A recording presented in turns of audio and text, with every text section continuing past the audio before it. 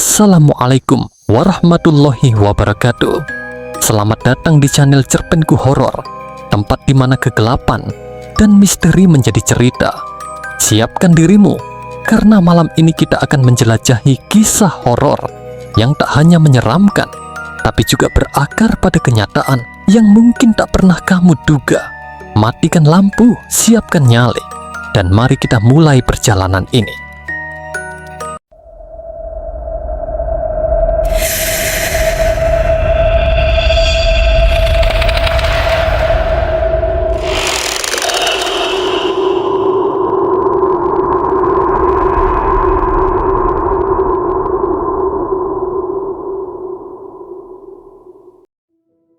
Anton baru saja pindah ke sebuah rumah tua di pinggir kota, yang telah lama ditinggalkan oleh pemilik sebelumnya. Rumah itu berderit dan terasa suram. Saat malam tiba, ia mendengar suara pintu yang terkunci rapat di lantai atas. Tapi anehnya, dia tidak ingat pernah mengunci pintu itu. Malam kedua, Anton mendengar bisikan samar dari balik pintu yang terkunci. Bisikan itu seperti memanggil namanya. Suara itu semakin jelas setiap kali ia mendekat ke pintu. Tapi ketika ia mencoba membukanya, pintu tetap tidak bergerak. Anton mengalami mimpi buruk tentang seorang wanita berpakaian putih yang terkurung di kamar terkunci itu. Di dalam mimpinya, wanita itu terus menangis dan meminta pertolongan. Saat bangun, Anton menyadari sesuatu, kunci pintu itu kini ada di tangannya. Setelah mimpi itu, Anton membuka pintu yang terkunci. Di dalam kamar, ia menemukan tembok yang penuh dengan goresan seperti bekas cakar. Di salah satu sudut ruangan, ada boneka tua yang rusak, matanya hilang, dan tubuhnya hampir hancur. Anton menemukan sebuah kotak kecil di dalam lemari yang ada di kamar terkunci. Di dalam kotak itu, terdapat surat tua yang tampaknya ditulis oleh seorang wanita. Isi surat itu berisi curahan hati seseorang yang merasa terjebak dan dikutuk untuk tinggal di rumah itu selamanya. Suatu malam, Anton sedang mencuci muka di kamar mandi. Saat ia mengangkat wajah dari wastafel, ia melihat bayangan seorang wanita di cermin di belakangnya. Ketika ia berbalik, tidak ada siapa-siapa di sana. Keesokan harinya, Anton menemukan jejak kaki basah yang memanjang dari kamar mandi menuju kamar terkunci. Jejak itu tampak seperti milik seseorang yang berjalan tanpa alas kaki. Meski rumah itu hanya dihuni oleh Anton seorang.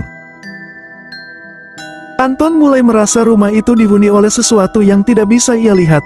Di malam-malam berikutnya, ia sering mendengar suara tawa lirih yang menghilang begitu saja. Ketika ia mencoba mencari sumbernya di ruang tamu, Anton memasang lukisan lama yang ditemukan di loteng. Anehnya, setiap kali ia melihat lukisan itu, wajah dalam lukisan tampak berubah, seolah-olah hidup.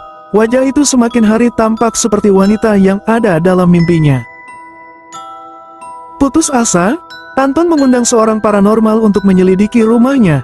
Saat pemanggilan arwah dilakukan, paranormal itu tiba-tiba berhenti dan ketakutan. Ia berpesan agar Anton segera pergi, karena ada sesuatu yang berusaha keluar dari ruangan terkunci itu. Paranormal menjelaskan bahwa rumah itu dihuni oleh roh seorang wanita yang terjebak di sana setelah dibunuh oleh suaminya.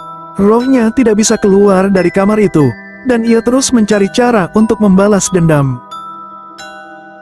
Esok harinya, Anton menemukan sehelai kain putih berlumuran darah di depan pintu kamar terkunci. Kain itu terasa lembab, seolah-olah baru saja digunakan. Tapi siapa yang bisa meninggalkannya di sana? Di tengah malam, telepon Anton berdering. Suaranya pelan dan tergesa-gesa.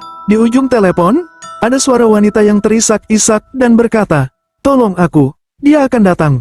Sebelum Anton sempat menjawab, sambungan telepon terputus. Anton memutuskan untuk meninggalkan rumah itu. Tapi malam itu terasa berbeda. Udara menjadi dingin dan pintu-pintu mulai bergetar. Saat ia mencoba keluar, semua pintu rumah tertutup rapat, seolah-olah menghalangi jalannya. Di tengah malam, Anton akhirnya berhadapan langsung dengan roh wanita itu. Wajahnya dipenuhi luka dan matanya penuh dendam. Ia berbisik, "Kau tidak akan pergi kemana-mana." Setelah kebenaran terungkap dan suami wanita itu dinyatakan bersalah, rumah itu perlahan menjadi tenang. Suara-suara hilang, dan roh wanita itu akhirnya beristirahat dalam damai. Anton pun meninggalkan rumah itu dengan perasaan lega. Tapi ia tahu, ia tidak akan pernah melupakan bayangan yang menghantuinya.